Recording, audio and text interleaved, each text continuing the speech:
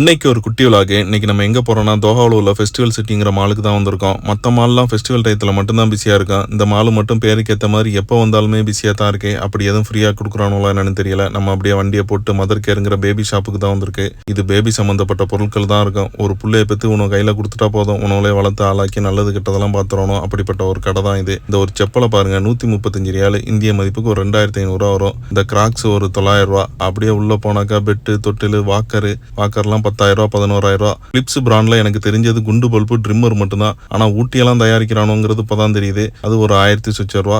அப்படியே உள்ள போனாக்கா நிறைய சேர்லாம் இருக்கு. நம்ம ஸ்டோலர் வாங்குறதுக்கு தான் வந்திருக்கோம். அரபி வீட்டுல எல்லாம் யாருக்கும் குழந்தை பிறந்தா அந்த மாதிரி ஸ்டோலர் தான் வாங்கி கிஃப்ட் கொடுப்பாங்க. நம்ம ஊர் பக்கம்லாம் இன்னும் பூஸ்ட் பாட்டில், ஹார்லிக்ஸ் பாட்டில் வாங்கி கொடுக்க வேண்டியது. ஒரு வாரம் கழிச்சு நம்ம வீட்டுல இருக்க பொம்பளையோ பக்கத்துல உள்ள கடையில கொடுத்துட்டு இளைய ஜாமானை வாங்க வேண்டியது. அதுவும் ஒரு நல்லதுதான். இருந்தாலும் பேபி சம்பந்தப்பட்ட பொருட்கள், பேம்பர்ஸ், வைப்ஸ்னு வாங்கி கொடுத்தா இன்னும் யூஸ்ஃபுல்லா இருக்கும். மீண்டும் வேற ஒரு வீடியோல சந்திப்போம்.